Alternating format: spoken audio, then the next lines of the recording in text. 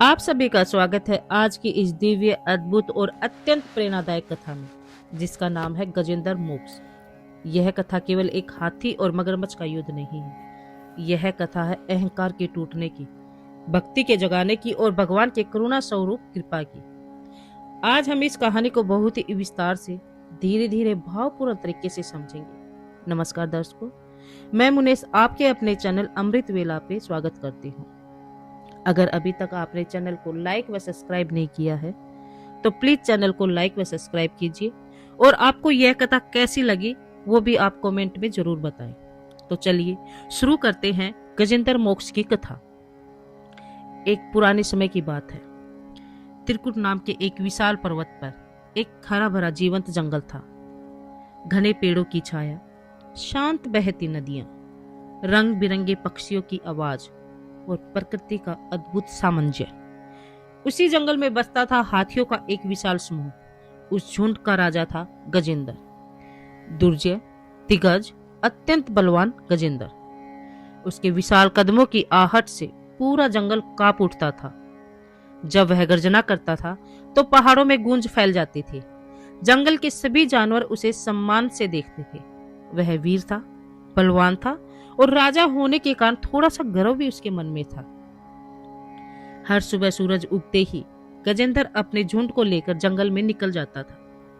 कभी स्वादिष्ट फल खाने, कभी नदियों में स्नान करने, कभी अपनी शक्ति का प्रदर्शन करने। गजेंद्र का जीवन सुखी और संतुलित था, पर उसे नहीं पता था कि यह सुख शांति हमेशा के लिए नहीं है।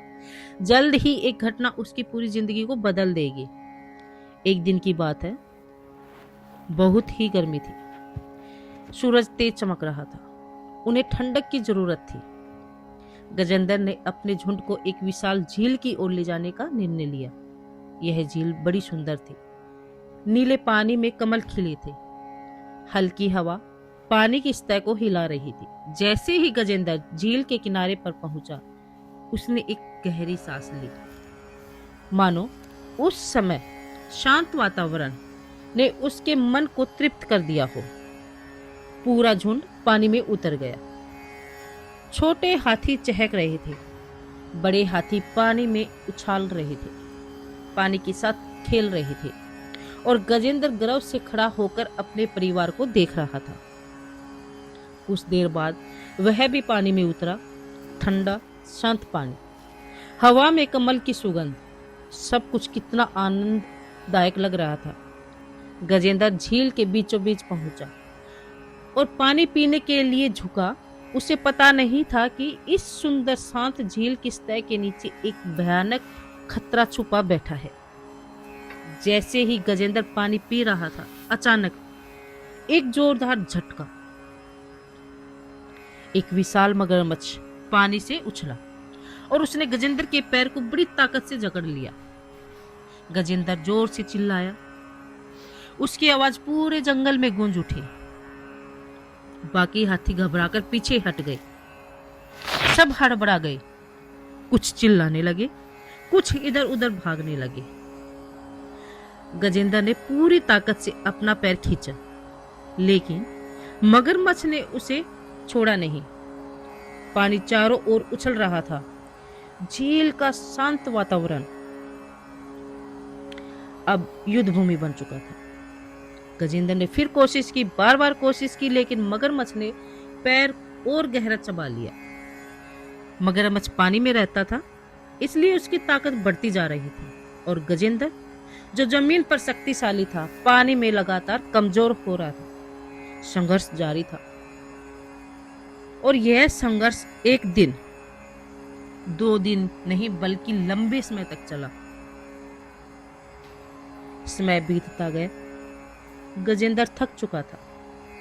उसकी शक्ति कम होने लगी थी। उसकी गर्जना अब कमजोर पड़ गई थी। उसका झुंड भी ऐसा ही था और उसके चारों ओर खड़े होकर चिल्लाते थे मदद के लिए, लेकिन कहीं से भी कोई मदद नहीं हो पा रही थी। धीरे धीरे गजेंद्र ने महसूस किया, मेरी ताकत सीमित है, मेरी शक्ति का घमंड गलत था, मैं अकेला कुछ नहीं कर सकता। उसका गर्व टूट गया। वह निराश हो गया। लेकिन उसके मन के अंदर एक छोटी सी आशा की किरण जागी। वह आशा क्या थी? वो छोटी सी किरण की आशा थी भगवान। वह समझ चुका था कि अब उसकी रक्षा केवल ईश्वर ही कर सकते हैं। गजेंद्र ने अपनी सूंड ऊपर उठाई। उसकी आवाज कांप रही थी। आंखों से निकले हुए आंसू पानी में घुल रहे थे। उसने पूरी श्रद्धा से, हे भगवान, हे नारायण, मैं थक गया हूं, मैं टूट गया हूं, मेरी रक्षा करो, मैं आपकी शरण में हूं। उसकी यह पुकार इतनी शुद्ध, इतनी सच्ची, इतनी हृदय स्पर्शी थी कि वह सीधी बैकुंठ धाम पर पहुंच गई। बैकुंठ में बैठे भगवान विष्णु गजेंद्र की पुकार सुनकर विचलित हो गए। उन्होंने अपने वाहन गरुड़ को बुलाया। चलो, मेरे भक्त को संकट में है। उसने भगवान विष्णु ने गरुड़ से कहा कि चलो, मेरा भक्त संकट में है। क्षण भर में गरुड़ आकाश में उड़ा। उसके पंखों की आवाज ब्रह्मांड में गूंजने लगी। दिव्य प्रकाश धरती पर उतरा। आकाश चमक उठा। झील के ऊपर एक तेज दिव्य उजाला फैल गया। सभी जानवर चुप हो गए। हवा रुक गई। मानो ऐसा लग रहा था जैसे समय थम गया हो। और फिर भगवान विष्णु प्रकट हुए। भगवान ने स्थिति को देखा। उन्होंने अपने सुदर्शन चक्र को आदेश दिया। सुदर्शन चक्र बिजली की गति से घूमता हुआ मगरमच्छ की ओर गया और पल भर में उसका अंत कर दिया। गजेंद्र मुक्त हो गया। वह भगवान के चरणों में गिर पड़ा। उसकी आंखों में आंसू थे, भक्ति के, कृतिज्ञता के, प्रेम के। भगवान मुस्कुराए। उन्होंने गजेंद्र के सिर पर हाथ रखा और कहा, भय मत करो, तुम मुक्त हो। भगवान ने बताया, गजेंद्र, तुम पिछले जन्म में राजा इंद्रदमन थे। अहंकार के कारण तुम्हें ऋषि के श्राप से हाथी बनना पड़ा। आज तुम्हारा श्राप समाप्त हो गया। मगरमच्छ भी पहले एक गंधर्व था जिसे श्राप मिला था। भगवान के उस स्पर्श से वह भी मुक्त हो गया। इस कथा का संदेश बहुत गहरा है। शक्ति कभी भी स्थायी नहीं होती।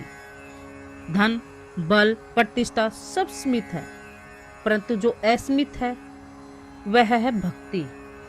भक्ति का अनंत। जब इंसान पूरी सच्चाई से, पूरे मन से भगवान को पुकारता है तो भगवान अवश्य आते हैं। इसलिए जीवन में कभी अहंकार न रखें, संकट में कभी हार न माने और हर पल ईश्वर को याद रखें। यही है गजेंद्र मोक्ष की पवित्र कथा। यदि आपको यह कथा पसंद आई हो तो वीडियो को लाइक, सब्सक्राइब व शेयर जरूर करें। जय विष्णु, जय गजेंद्र मोक्ष।